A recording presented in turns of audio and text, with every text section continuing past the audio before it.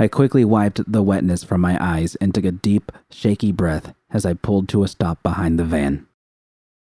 The engine had barely sputtered to a stop before the back doors were thrown open and 2 men in black clothes and ski masks jumped out and rushed toward me. So much for buying time. Tightening my jaw, I started to open the door and was nearly yanked out of my seat when it was wrenched from my grip and violently swung open. Even though I'd chosen to come here, I couldn't stop myself from flinching as their strong hands grabbed onto me and pulled me out, nearly tripping as I stumbled onto the street. A message appeared on my HUD asking if I wanted to engage the combat system. At least I knew the damn thing was working, but if I used it now, V would still be in the hands of a half-dozen of them. No, I would have to suffer whatever abuse came my way, and even then, I would only use it as a last resort. A flash of pain seared across my scalp, causing me to yelp as my hair was violently tugged and I was forced toward the back of the van. "Get her keys and follow us in her van," the man grabbing me barked, his voice raising goosebumps along my skin. Yeah, I got it. Keep her warm for me, Bishop." I didn't have time to dwell on the realization that this wasn't the first time his fist had been twisted in my hair. He crudely hoisted me inside, and I collapsed to the floor. The van shook and rocked as Bishop climbed inside to join me. I briefly caught sight of another man sitting in my van and starting the engine before Bishop slammed the doors shut.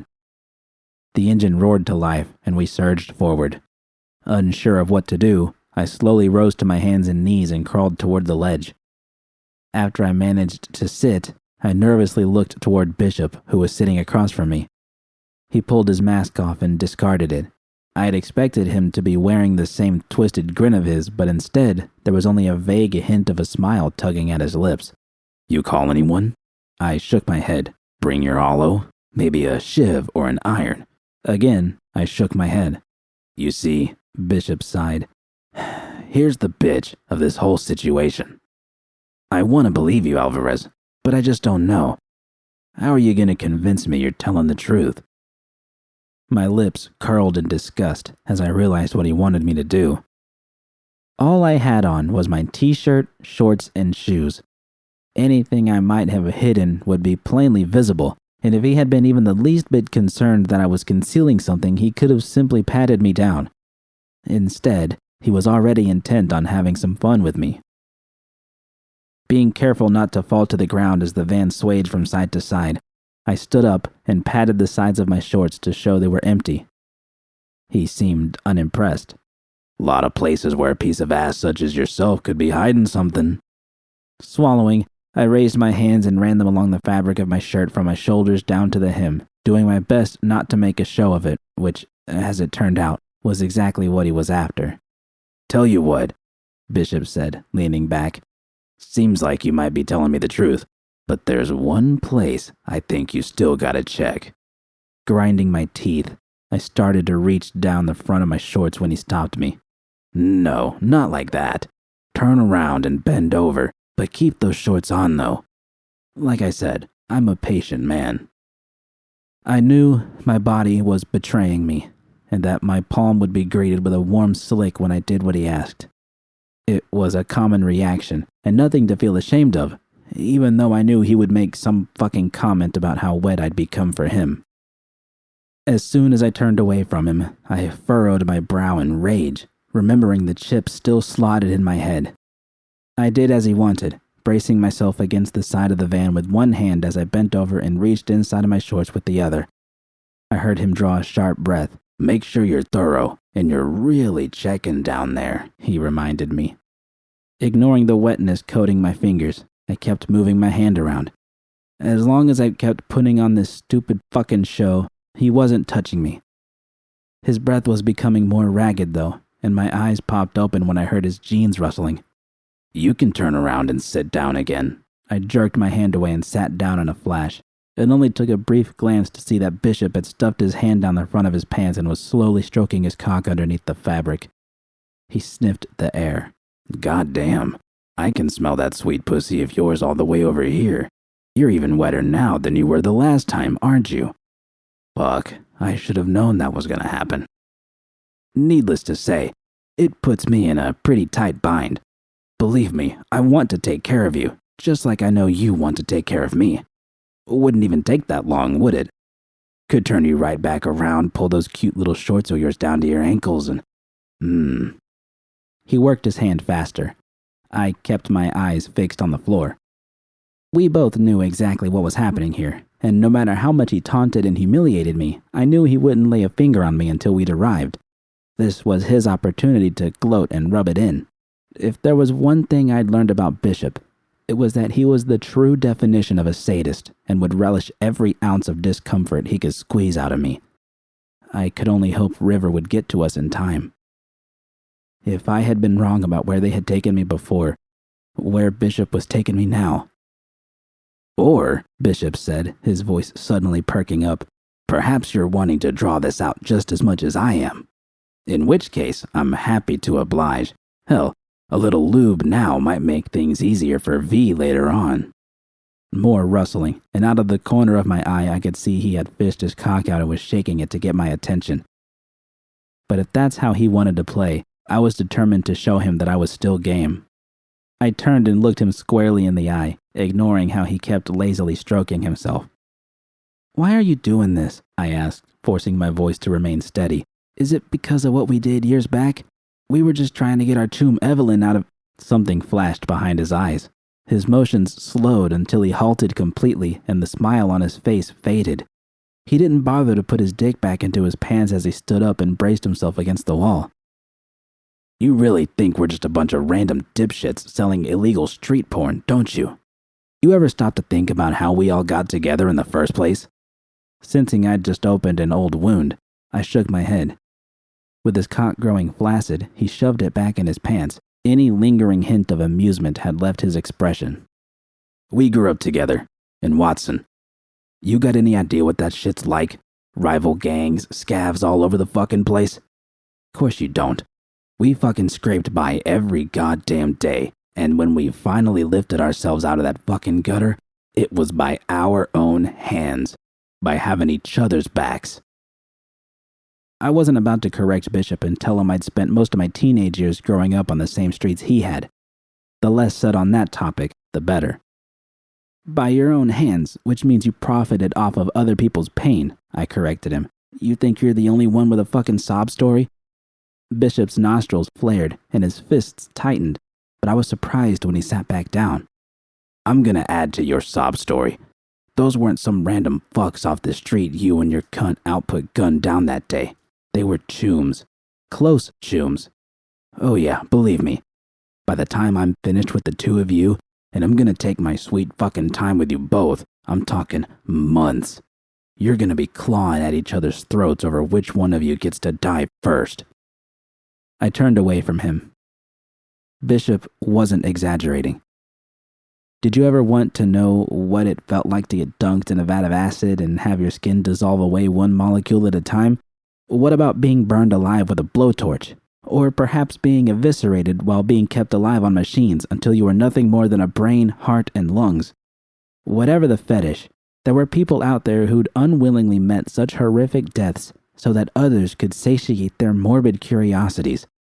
I'd seen a handful of them before, not including my own, which was still tame by XBD standards, and the thoughts that went through the victims' minds in their final moments were not to be believed.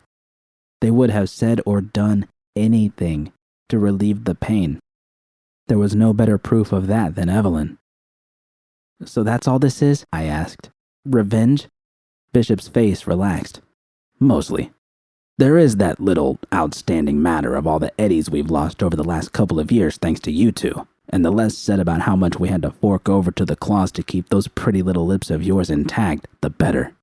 You've racked up quite a tab. The claws? What the fuck was he talking about? They'd never done a goddamn thing to help me. What the hell had he paid them for? You seem confused. It's a hot look for you. Night City's huge, ain't it? Bishop mused. Millions of assholes all jammed next to one another.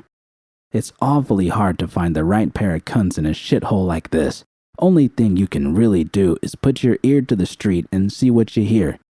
Can you imagine what I thought when I learned who the owner of the newly formed Alvarez Studios was?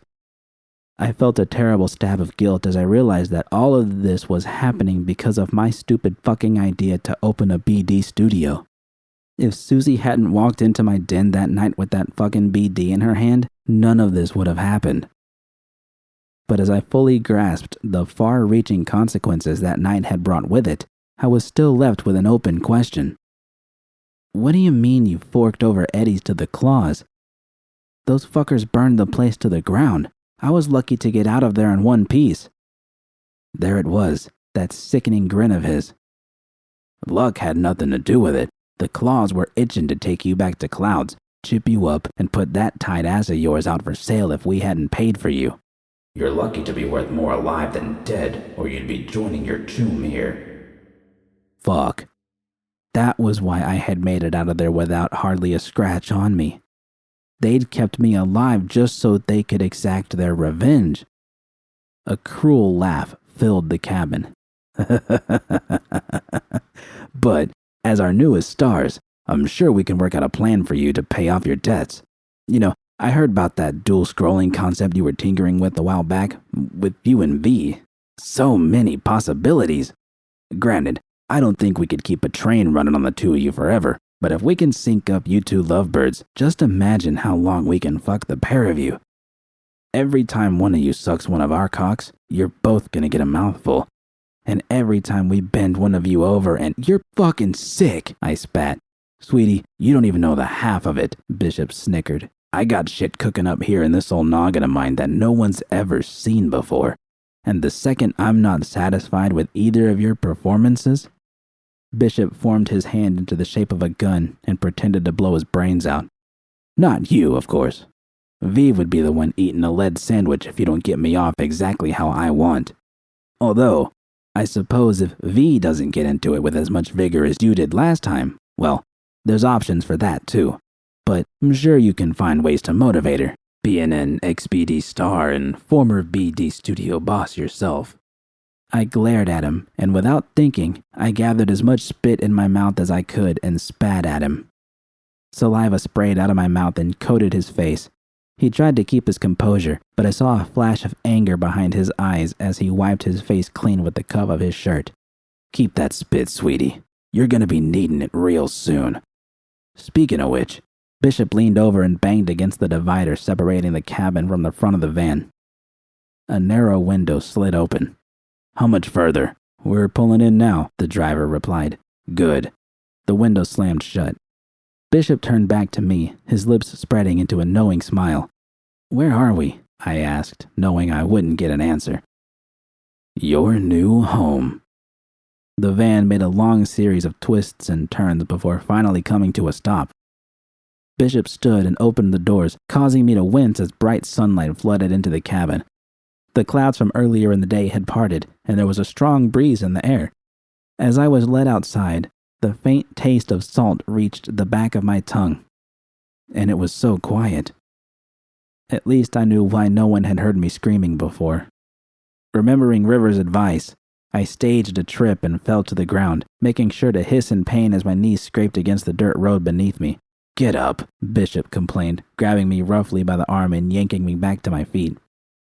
At least the pathetic display had bought me a few more seconds for River to work with. As I was dragged along, I looked over my shoulder and saw my van pull to a stop next to the one Bishop and I had been in. Two vans parked next to one another. That might look suspicious. I was led around the side of a long, nondescript building that stretched far off into the distance. Another building of the same design was situated next to it, followed by another. They all looked exactly the same, coated in faded white paint and lined with windows near the roof. There didn't seem to be a point in being coy, so I surveyed my surroundings as much as I could, dealing with the occasional shove in the back as I was led onward. In between the columns of structures, I could make out the occasional hint of blue waves on the horizon. I turned my head and caught sight of a BD Shack sign mounted to a building across the street. Apparently, I had dragged my feet long enough as a particularly hard shove sent me face first to the ground. This time, I didn't need to fake any pain as my breath was knocked out of my lungs. But Bishop's hand twisted in my hair once again, hauling me back to my feet. We finally came to a stop near a small door tucked away against the side of the building. The guy who had driven my van opened it and motioned for me to go inside. I should have known not to hesitate, that they would take any opportunity I gave them to hurt or degrade me, but the brief pause on my step was all the excuse they needed. A pair of rough hands grabbed hold of my shorts and yanked them down to my ankles. A stinging slap on my ass quickly followed. Fortunately, I remembered what they had done when they'd cut me loose last time, and I managed not to break down. Again, the notification appeared on my display seeking to know if I wanted to start the program, and once again, I declined. "God damn, did I ever miss that butt?" Bishop laughed as his friends joined in. Since they seemed amused at what they had done, I decided to take advantage of it and dropped to my knees, burying my head in my hands. As I shook my shoulders to mimic the appearance of crying, I tried to think of what else I could do to slow them down. Every second brought us inexorably closer to the awful fate they had planned for us. When I heard footsteps approaching, I reached down and pulled my shorts back up to my waist as I stood, making sure to shield my face from them. While I was trying to make my performance convincing, I didn't want them to notice that my eyes were still dry. "Don't cry, sweetie," Bishop said, resting the flat of his palm against my back and urging me forward. "V's been waiting long enough for you. We all have."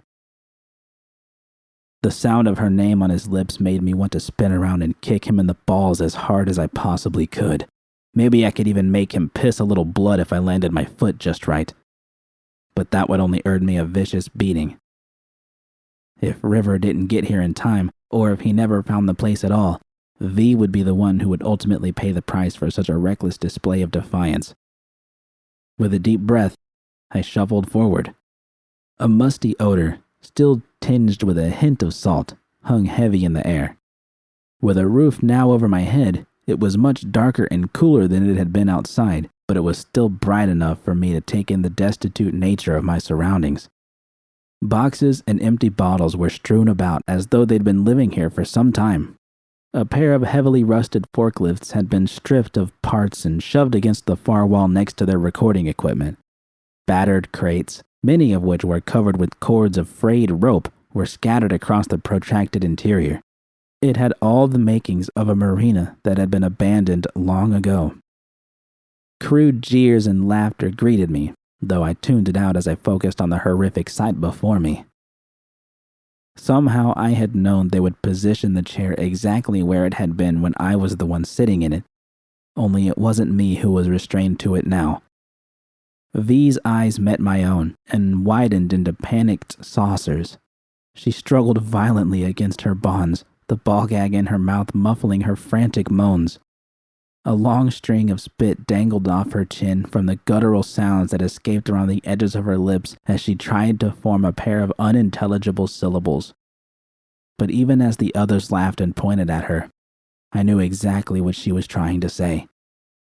Get out. Things quickly turned quiet. As our soon-to-be rapists closed in around us, I did the only thing I could think of. If these would be our final moments before we were utterly ruined, I wanted to seize it while I still could. I gave V the warmest and most loving smile I possibly could, silently telling her all the things my heart yearned to say and that I might not be able to later. We were finally together again, and no matter what was about to happen to us, we would stay that way.